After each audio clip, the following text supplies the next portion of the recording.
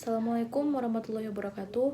Perkenalkan, nama saya Fauzia, berasal dari program studi pendidikan sejarah NIM 200461123 BP 2020 akan menjawab soal UTS Sejarah Indonesia Kuno nomor 1, 2, 4, dan 6. Soal yang pertama, analisislah kenapa hubungan perdagangan antara India dan Cina mempengaruhi Nusantara. Jawaban saya, Nusantara memiliki dua angin musim. Angin musim tersebut membuat hubungan perdagangan dan pelayaran antar negara di dunia. Angin musim tersebut terutama menghubungkan perdagangan antara India dan Cina. Hubungan perdagangan antara India dan Cina tersebut terjalin dan juga terjalin dengan Nusantara. Hubungan tersebut tidak hanya terjalin di segi hubungan perdagangan saja, tetapi juga di segi kebudayaan dan kebiasaan. Kebudayaan dan kebiasaan Cina dan India tersebar di Indonesia. Kedua negara tersebut, baik India maupun Cina, mencoba untuk mengembangkan kebudayaan mereka masing-masing. Selain itu, hubungan dagang antara India, Cina, dan Nusantara juga dipengaruhi oleh politik luar negeri Cina yang ketika itu dipimpin oleh dinasti Ming. Dinasti Ming menerapkan dua sistem. Sistem yang pertama yaitu mengenai negara yang perlu ditaklukkan, dan sistem yang kedua mengenai negara yang tidak perlu ditaklukkan. Nusantara masuk ke dalam sistem kedua, yaitu merupakan negara yang tidak perlu ditaklukkan karena hubungan dagang antara India, Cina, dan Nusantara terjalin sangat apik dan sangatlah tentram. Selain itu, jalur perdagangan antara India, Nusantara, dan Cina melalui dua jalur. Yang pertama, jalur sutra. Jalur sutra tersebut berasal dari Tiongkok, lalu ke Asia Tengah, lanjutkan ke Turkestan, dan sampai ke Laut Tengah. Sementara jalur kedua, jalur tersebut dinamakan dengan jalur sutra atau jalur darat. Sementara jalur kedua dinamakan dengan jalur laut, dimulai dari daerah Tiongkok, melalui Nusantara, lewat Selat Malaka, menuju ke India. Nomor 2. Jika saudara menjadi putra mahkota Magadha ketika rakyat berada dalam kemiskinan, jelaskan pendapat saudara tentang sikap Siddhartha Gautama tersebut. Jawaban saya, jika saya menjadi Siddhartha Gautama, yang akan saya lakukan adalah mencari solusi ke depannya supaya kesengsaraan yang rakyat alami bisa berakhir ataupun berkurang. Contohnya yaitu memberikan bantuan kepada rakyat, baik berupa uang atau bisa jadi rakyat dijadikan pekerjaan. Hal tersebut dapat mengurangi kemiskinan atau kesengsaraan yang terjadi di rakyat. Selanjutnya, menurut saya, pilihan Siddhartha Gautama itu adalah pilihan yang kurang tepat, karena jika Siddhartha Gautama yang merupakan seorang putra mahkota memilih menjadi seorang petapa, hal tersebut akan makin menyengsarakan rakyat. Karena jika pemimpin rakyat melakukan petapaan ketika rakyatnya sengsara, maka kesengsaraan yang rakyat alami akan semakin berlipat, karena seharusnya yang membantu kesengsaraan mereka adalah sang pemimpin tersebut. Sementara sikap yang Siddhartha lakukan adalah melakukan petapaan yang membuat kesengsaraan rakyat tersebut makin berlipat.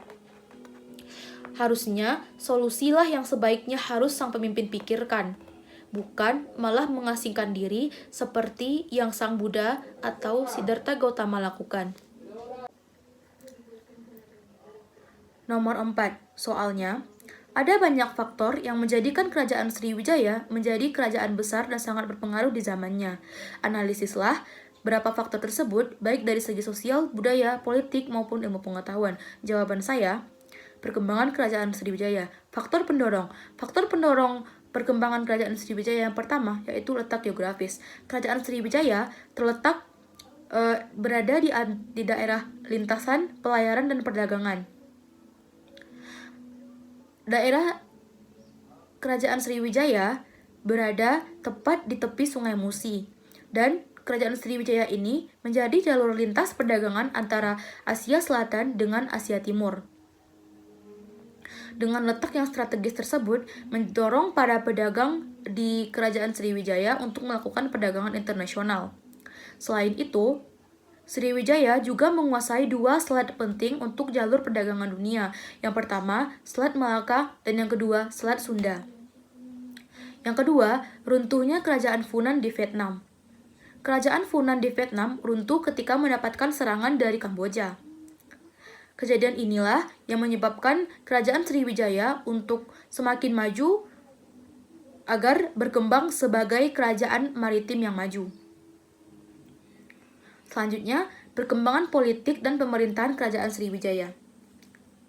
Pada masa pemerintahan Dapun Tahyang, Kerajaan Sriwijaya mulai berkembang dan mencari daerah jajahan baru. Hal itu tertulis dalam Prasasti Kedukan Bukit dan Prasasti Talang Tuo. Pada prasasti tersebut tertulis jika Dapun Tahyang melakukan perluasan wilayah pada abad ke-7. Daerah kuasaannya terdiri dari daerah Kedah, Pulau Bangka, daerah Jambi, dan daerah utara Semenanjung Melayu.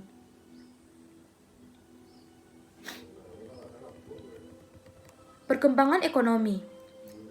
Dengan letak strategis Kerajaan Sriwijaya, membuat ekonomi di kerajaan tersebut berkembang pesat, apalagi sebagai pusat perdagangan terbesar di Asia Tenggara.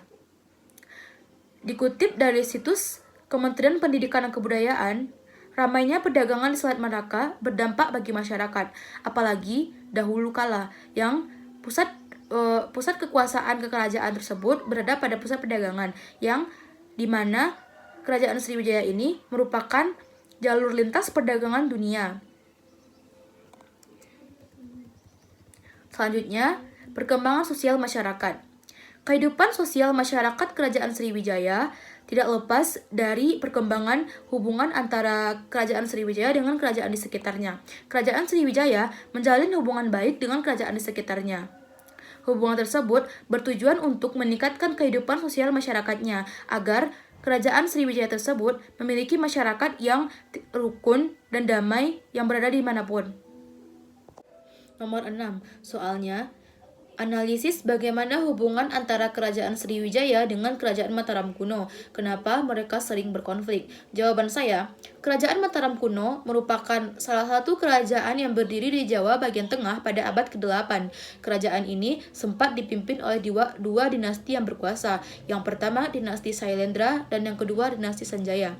Dinasti Sanjaya dengan agama Hindu, sementara dinasti Sailendra beragama Buddha. Kerajaan Mataram kuno terus berkembang dan mencapai puncak kejayaan ketika para pemimpin mulai melakukan perkembangan candi. Rakai Pinangkaran memulai pembangunan komplek besar Candi Borobudur dan Candi Sewu yang bercorak agama Buddha. Kemudian disusul oleh Rakai Pikatan yang mulai membangun Candi Prambanan sebagai kelompok percandian terbesar agama Hindu. Lalu, Kerajaan Mataram kuno ini runtuh disebabkan oleh konflik eksternal dengan Kerajaan Sriwijaya. Kejadian ini bermula dari pengusiran Bala Putradewa dari dinasti Shailendra dan kekalahannya dalam perebutan tahta dengan Rakai Pikatan dari dinasti Sanjaya. Hal inilah yang menyebabkan sering terjadinya konflik antara Sriwijaya dengan Mataram kuno. Serangan dari Kerajaan Mataram kuno terhadap Kerajaan Sriwijaya berhasil digagalkan karena Kerajaan Sriwijaya mendapat bantuan dari Cina.